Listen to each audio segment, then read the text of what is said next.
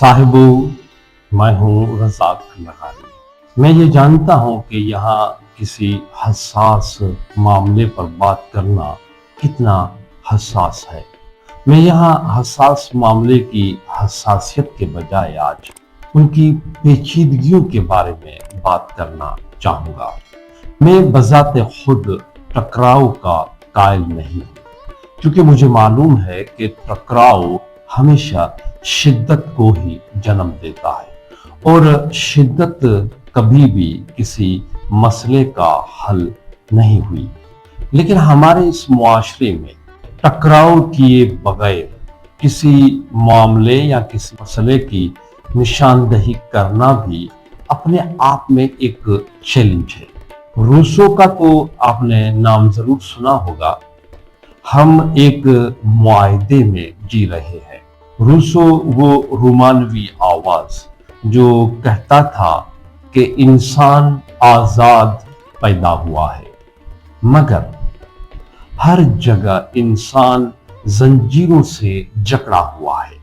Rousseau का मुआशरती मुआहदा, social contract, एक जवाल की कहानी सुनाता है, जहां इंसान अपनी आजादी रियासत को देता है ताकि वो इज्तमाई तौर पर एक बेहतर जिंदगी गुजार सके। लेकिन यहाँ रियासत उस मुआहदे को तोड़कर अकीदे और कौमियत को महज किसी को काबू में कर लेने के लिए इस्तेमाल करती है। हॉबिस के लेवियाथन के तस्वुर में रियासत ताकत के जरिए अनारकी को कंट्रोल करती है, लेकिन जदीद रियासत ताकत के साथ एक बयानिया भी इस्तेमाल करती है। हमारी रियासत के पास दो गिरोह हैं और ये समझना इंतहाई जरूरी है कि ये दोनों गिरोह रियासत के तैयार किए हुए हैं। रियासत ने एक गिरोह को अपनी जमीन से, अपने वतन से मोहब्बत करने पर लगाया हुआ है। जमीन भी वो जिसे वो अपनी समझे। दूसरे गिरोह को मजहब से मोहब्बत करने पर लगाया हुआ है। मजहब भी वो जो उसका अपना हो। दूसरे का मजहब उसके लिए जहर कातिल है।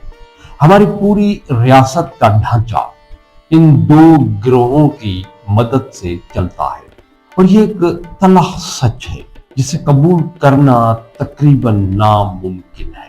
ये दरअसल रियासत के तैयार करदा टूल्स हैं, आलाए कार हैं। यहाँ एक साइड नोट बताता चलूं या एक मुमकिना सूरत हाल आपको बताता चलूं कि मुझे मालूम है कि लोग मुझसे इत्तफाक नहीं करेंगे, क्योंकि अक्सरियत इन दोनों गिरोहों से ताल्लुक रखती है, या मजहब से मोहब्बत या वतन से मोहब्बत, और मैं दोनों गिरोहों को एक ही वक्त में छेड़ रहा हूँ। बहुत ही कलील मजहबी और बहुत ही कलील जमीन से या वतन से मोहब्बत करने वाले मुझसे इत्तफाक करेंगे।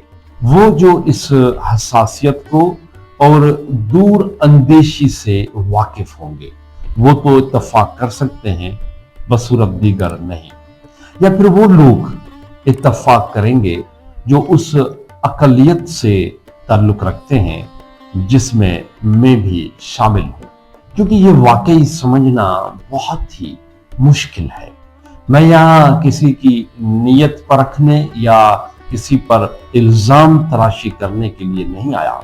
ये मेरा जाती ख्याल है और इसे आप लोगों के सामने रखने का मकसद भी यही है कि इस जाविये से भी चीजों को देखा जाए।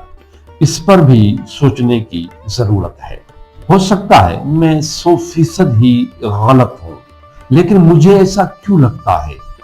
ये सवाल अपने आप में एक बहुत बड़ा सवाल है जिसे आप दोस्तों की मदद से ही हल किया जा सकता है। जब रियासत ने ये दो गिरोह बना लिए हैं, अब रियासत की मर्जी है कि जिसे चाहे और जब चाहे, जहां चाहे उन्हें इस्तेमाल करे। और यही کل کہانی ہے۔ مسئلہ تب ہوتا ہے جب کچھ ناسمجھ یا بے خبر اس دھارے میں شامل ہو جاتے ہیں، اور پھر زیادہ تر وہی سب سے زیادہ متاثر ہوتے ہیں، کیونکہ یہ وہ لوگ ہیں جو واقعی زمین سے یا مذہب سے محبت کرتے ہیں، چاہے انہیں زمین یا مذہب کی الف بے کا بھی پتہ نہ ہو، اور ان کی تعداد اتنی زیادہ بھی نہیں، لیکن وہ سچے یا سیدھے لوگ ہیں جو پیشواؤں کے شکنجے میں آئے ہوئے ہیں۔ وطنی پیشوا ہو یا مذہبی پیشوا، ان میں کوئی بھی بنیادی فرق نہیں ہے۔ دونوں ریاست کے ہتھیار ہیں اور دونوں ریاست کے لیے ہی استعمال ہوتے ہیں۔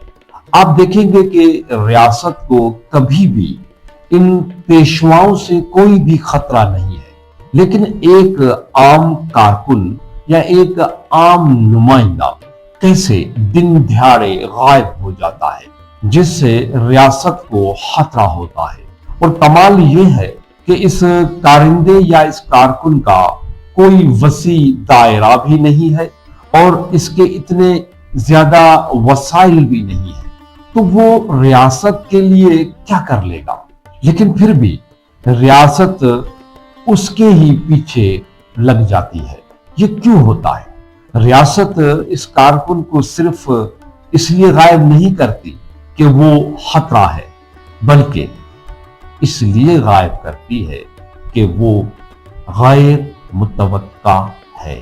ریاست جن لوگوں کو غائب کرتی ہے، وہاں دو صورتحال بنتی ہے۔ ایک یہ کہ غائب ہونے والا کبھی بھی واپس نہیں آتا، دوسرا کچھ دنوں میں کچھ مہینوں میں واپس آ جاتا ہے۔ اس سے کیا ثابت ہوتا ہے؟ یہی کہ واپس نہ آنے والا ریاست کی سمجھ میں نہیں آتا۔ یہ اس کارکن کا خلا ہے جو ریاست کے بنائے ہوئے بیانیے میں فٹ نہیں ہو سکتا۔ وہ سقراطی سچائی کا علمبردار ہوتا ہے جو اطاعت کے بجائے ضمیر کو اہمیت دیتا ہے، اور دوسرا ہے واپس آنے والا۔ یہ ریاست کو سمجھ میں آ جاتا ہے یا واپس آنے والے کو ریاست سمجھ میں آ جاتی ہے۔ آپ واپس آنے والے پر اگر کچھ دنوں کے لیے آبزرویشن کریں تو آپ کو کافی تبدیلیاں نظر آئیں گی۔ یا تو وہ بھی ریاست کا ہتھیار بن جائے گا، یا ہو سکتا ہے کہ وہ مستقبل میں کنارہ کش ہو جائے۔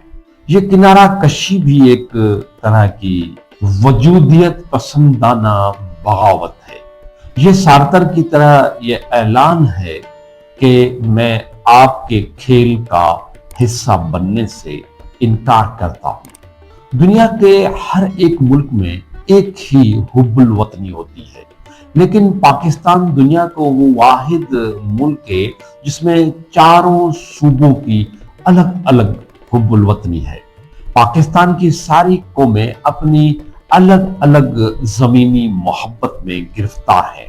اس میں کچھ تو تاریخی خد و خال شامل ہیں، لیکن زیادہ تر مصنوعی اسٹرکچر گھڑا گیا ہے جس میں ریاست کی بقا شامل ہے۔ دنیا میں آپ دیکھیں گے تو جینے کے دو ہی آفاقی اور مخلصانہ فارمولے ہیں، یا کسی کو اپنا بنا لے یا کسی کا ہو جا۔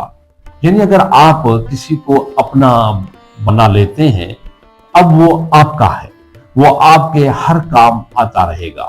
بدھ مت کا جو کمپیشن ہے یا یونانی اخلاقیات کی فضیلت ورچو بھی اس پر مبنی ہے، جہاں دوسرے کا وجود تمہارے وجود کی تکمیل کرتا ہے۔ جب آپ کسی کے ہو جاتے ہیں تو آپ کسی کے کام آتے رہتے ہیں۔ دونوں صورتوں میں آپ کا اور اس فارمولے کے مطابق دوسرے کا معاملہ چلتا رہتا ہے۔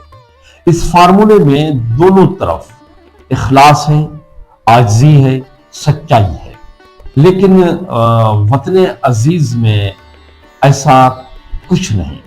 یہ فارمولہ یہاں ناکام نہیں بلکہ سرے سے موجود ہی نہیں ہے، کیونکہ اس فارمولے کی شرائط اخلاص، سچائی اور عاجزی ہے، جس سے یہاں کوئی بھی واقف نہیں ہے۔ ریاست نے یہ بخوبی سمجھ لیا ہے کہ ڈنڈے کے بغیر یہ قوم نہیں چلے گی، اور قوم نے بھی یہ بخوبی سمجھ لیا ہے کہ اگر ریاست کے پاس ڈنڈا نہ ہوا تو پھر یہ ریاست نہیں چل پائے گی۔ جب محبت اور معاشرتی تعلق ڈنڈے کی بنیاد پر کھڑا ہو تو وہاں اخلاص کی جگہ نہیں رہتی، کیونکہ اخلاص صرف آزادی میں پنپتا ہے، عاجزی صرف یقین میں پیدا ہوتی ہے۔ جب لوگوں کو یقین ہو جائے کہ ریاست اور قوم ایک دوسرے کو تباہی سے بچانے کے لیے محض ڈنڈا اٹھائے ہوئے ہے تو وہ تعلق نہیں، صرف مجبوری ہے۔ یہی وجہ ہے کہ ریاست اور اس کے مکین اب دونوں ٹھیک سے چل نہیں پا رہے۔